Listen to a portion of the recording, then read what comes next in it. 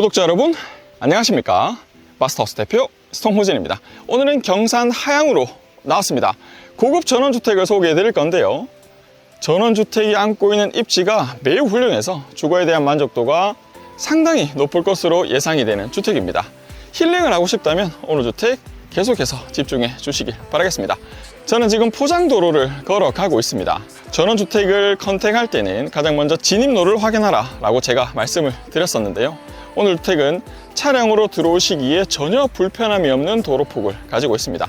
우측편으로 해서도 진입이 가능하고요, 좌측편으로 해서도 진입이 가능합니다. 날씨가 좋아서 진입하는 이 도로에 예쁜 꽃들이 많이 피어져 있네요. 아래쪽으로는 위쪽에서 내려오고 있는 하천이 보이고 있는데요, 우리 집 앞쪽에 이렇게 물이 흐르는 곳이 있다면 주택으로서의 가지는 입지가 훌륭하다라는 판단을 내려볼 수가 있는데요, 앞쪽에는 물이 흐르고 뒤쪽에는 산을 뒷받침하고 있으니 배산임수 요지에 지어진 건축물입니다. 현재 나란히 두 동이 지어져 있습니다. 좌측편으로는 현재 주인분이 직접 거주를 하고 계시고요, 우측편에 있는 집은 현재 매매를 위해서 공실로 비워둔 상태입니다. 건축을 해서 매매를 하기 위해 지은 집이 아닙니다. 실제로 오랫동안 거주하기 위해 많은 공을 들여 건축을 했고요, 우측편에 사정이 생겨서 거래를 희망하고자 하니 좋은 땅에 전기를 바꾸신 고객분들은 나오셔서 오늘 물건 확인해 보셔도 좋을 것 같네요. 자, 아래쪽으로는 벙커형 주차장으로 구성이 되어 있습니다.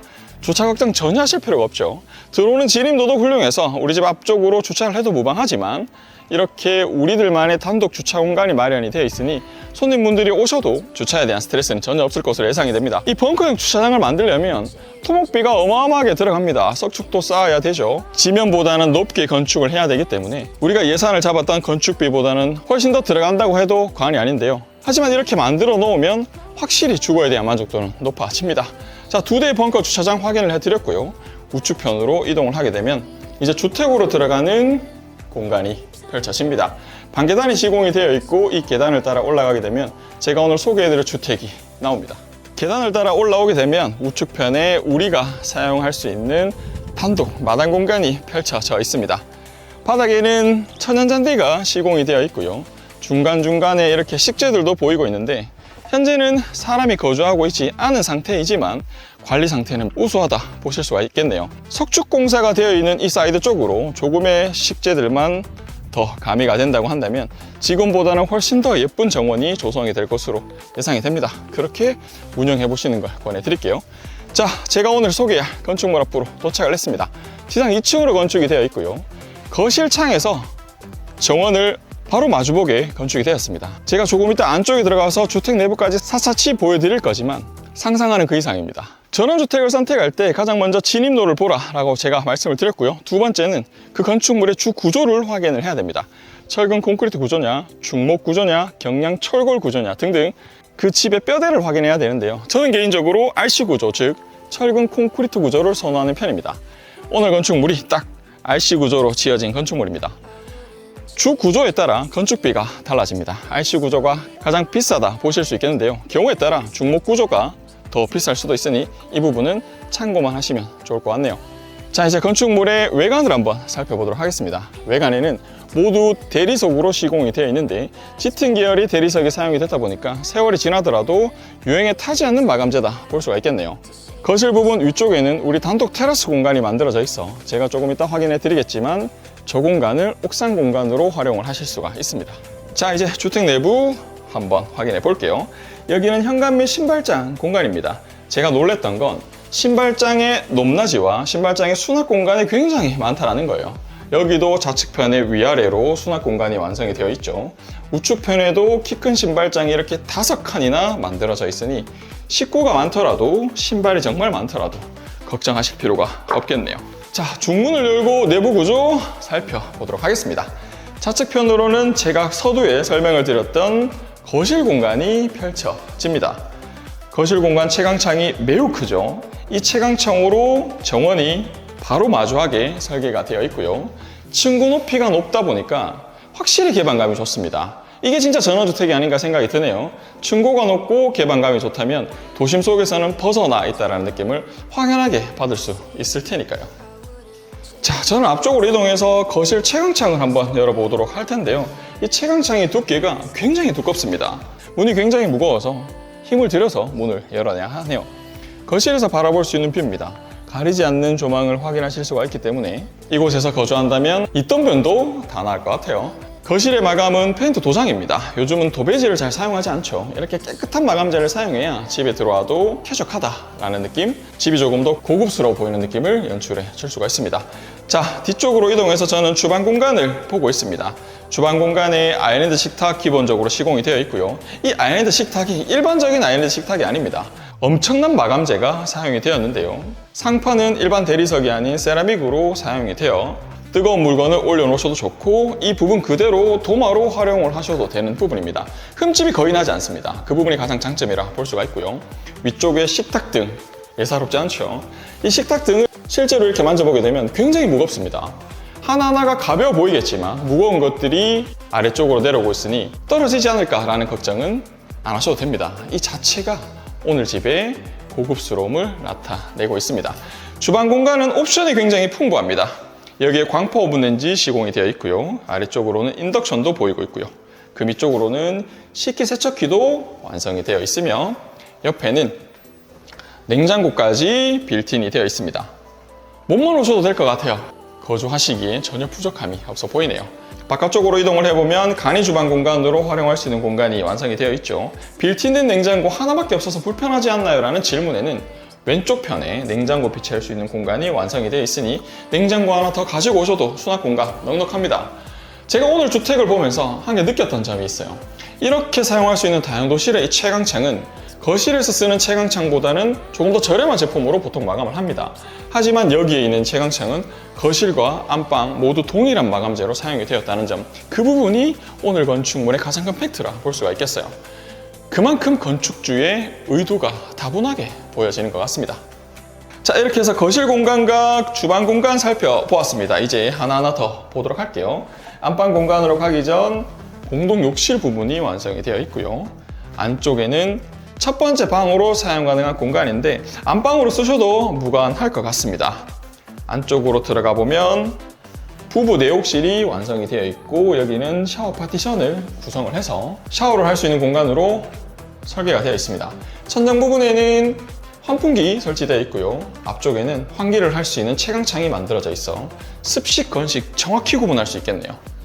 뒤쪽으로 이동을 해보면 수납 공간이 이렇게나 많이 구성이 되어 있습니다. 저기 끝에서부터 여기 끝까지 옷장으로 활용을 하셔도 좋고 안 쓰는 이불들 등등 여러 가지의 수납 공간을 제공을 합니다. 또 하나는 위쪽 부분에 여기도 수납 공간이거든요. 물론 조금 높이 설정이 되어 있습니다. 그렇다는 건 우리가 보이지 않는 짐은 충분히 적재가 가능하다는 얘기죠.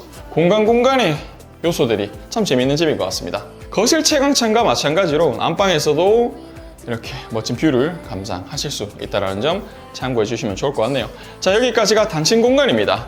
단층 공간의 구조는 방 하나, 거실, 주방, 욕실 2개로 구성이 되어 있었고요. 오늘 집은 복층용으로 구성이 된 집입니다. 계단실을 올라가기에 앞서 좌측편을 설명을 도와드려야 되는 부분인데요. 계단실을 만들게 되면 아래쪽으로는 허실이 발생을 하죠. 이 부분이 보통은 영상에서 보여지는 여기까지가 끝입니다. 하지만 우측편으로 꺾어서 들어갈 수 있는 공간까지 구성이 되어 있다는 거죠. 공간감이 굉장히 좋습니다. 안 쓰는 텐트, 쓰지 않는 낚싯대, 자전거, 유모차 등등 보이지 않는 곳까지 수납할 수 있기 때문에 우리 집은 너무 짐이 많아요 하시는 분들도 걱정하실 필요가 없겠네요. 자, 저는 계단실을 따라 2층으로 진입을 하고 있습니다. 2층 부분을 올라가면서 이 부분이 가장 눈에 띄더라고요. 조명입니다. 샹들리에라고 얘기할 수도 있는 부분인데 층고가 높다 보니까 이렇게 큰 조명을 달아도 소화를 시켜내고 있습니다. 앞쪽에 아주 길게 뻗어져 있는 채광창과 어우러지는 이 멋진 공간이 나오셔서 실제로 확인해 보시는 게 좋을 것 같습니다. 자, 저는 2층 계단실을 모두 올라왔습니다. 가장 정면으로 여백의 공간이 만들어져 있는데요. 여기 만약 슬라이딩 도어나 중문을 설치하게 된다면 또 다른 알파룸으로도 활용하실 수 있을 것 같습니다. 왜냐? 이렇게 넓게 채광창을 만들어 놓았기 때문에 조그만한 테이블과 의자만 가져다 놓더라도 힐링할 수 있는 공간으로는 전혀 부족함이 없어 보이거든요. 안쪽에는 단층 공간과 마찬가지로 욕실이 하나 구성이 되어 있고요. 좌측편으로는 방으로 사용할 수 있는 공간이 완성이 되어 있는데 실제 사용 공간은 여기도 안방 공간으로 사용하셔도 무방할 것 같습니다. 단층 부분에는 이쪽 공간을 수납장을 만들어 놓았었죠. 하지만 그 수납장이 없어지니까 이렇게나 넓다라는 걸 2층 부분 올라오면 확인이 되실 거예요. 1층 부분에 물건 적재하고 2층 부분에선 거주하시면 좋을 것 같네요. 1층과 마찬가지로 욕실이 시공이 되어 있지만 1층 부분에는 샤워 파티션, 2층 부분에는 욕조가 만들어져 있습니다. 확실히 올라와 보니까 1층 부분보다는 2층의 개방감이 훨씬 더 좋은 것 같아요. 오늘 날씨가 너무 좋습니다. 전원주택을 구경하기에 최적의 날씨라 보여집니다. 바람도 선선하게 불고 위에서 내리치는 햇살은 쨍하게 내리쬐고 있으니까 색감 자체가 너무 예쁘게 나오는 것 같습니다. 이렇게 날씨가 좋은 날 전원주택 구경하러 나오셔도 참 좋을 것 같다는 생각이 드네요. 자, 2층 부분의 정면과 우측편 살펴보았다면 이제 좌측편으로 이동을 해야 됩니다. 좌측편으로는 세 번째 방으로 사용 가능한 공간이 펼쳐지고요. 각 방마다 모두 시스템 에어컨 시공이 되어 있기 때문에 그 부분 전혀 걱정하실 필요 없고, 채광창 또한 단층 부분과 거실창 들어갈 수 있는 채광창이 모두 동일합니다. 방음, 단열 전혀 걱정하실 필요가 없습니다. 자, 이제 오늘 건축물의 마지막입니다. 마지막 전원주택의 꽃이라 할 수 있는 테라스 공간인데요. 사실 옥상으로 사용을 하셔도 좋고 단독 테라스로 사용도 할 수 있는 공간입니다. 공간이 굉장히 넓습니다. 작지 않습니다. 4인 식구, 6인 식구가 오더라도 다 안고도 남을 공간이 펼쳐지기 때문에 협소하지 않을까라는 걱정은 안 하셔도 될 것 같네요. 자, 위쪽에서 바라보는 조망입니다. 저 멀리 산도 보이고 있고요. 우측편으로는 하천이 흐르고 있는 것까지 모두 확인이 됩니다. 자녀분들 앞쪽에서 뛰어놀 수 있는 정원까지 마감이 되어 있습니다. 전원주택으로서는 가장 최적화되어 있지 않나라는 생각이 드네요. 좌측편으로도 산책할 수 있는 공간이 완성이 되어 있으니까 손쉽게 접근을 하실 수 있겠습니다. 자, 여기서 오늘 건축물의 개요 안내해 드립니다. 토지 평수 156평에 하천부지 약 15평을 불허해서 사용이 가능합니다. 하천부지까지 사용을 하게 되는 비용은 1년에 10만 원 정도의 비용이 발생이 되니까 한 달에 10,000원 정도로 앞쪽 부지까지 사용을 한다 보실 수 있겠고요. 건평은 약 69평, 매매금액은 7억 5천에 진행을 하고 있습니다. 은행융자는 저희와 땅으로 상의를 해서 진행을 도와드리는 것으로 마무리를 하면 될 것 같습니다. 자, 오늘은 경산 하양에 위치하고 있는 고급 전원주택을 소개해드렸습니다. 정원이면 정원, 접근성이면 접근성, 앞쪽에 물이 흐르고 있고 테라스 공간까지 사용할 수 있다는 전원주택으로서의 가져야 될 장점은 모두 가지고 있다 생각이 됩니다. 여기서 급락리까지 약 3km 반경이 됩니다. 급락리는 번화가입니다. 앞쪽으로 나가게 되면 모든 인프라가 갖춰져 있기 때문에 생활 환경까지 우수하다 볼 수가 있겠네요. 자, 오늘 보신 영상 어떠셨습니까? 오늘 보신 영상에 대해 궁금하신 점 언제든지 연락을 주시고요. 많은 분들이 시청하실 수 있도록 좋아요 한 번씩 부탁드리겠습니다. 누누이 말씀드리지만 발품은 제가 팔겠습니다. 대구에 있는 모든 수익형 부동산과 대구에 있는 모든 주택을 다 짓는 그날까지 열심히 발품 팔겠습니다. 오늘처럼 집안에서 편안하게 물건 확인하시면 좋을 것 같습니다. 마무리하겠습니다. 마스터하우스의 송호진이었습니다. 시청해주셔서 감사합니다.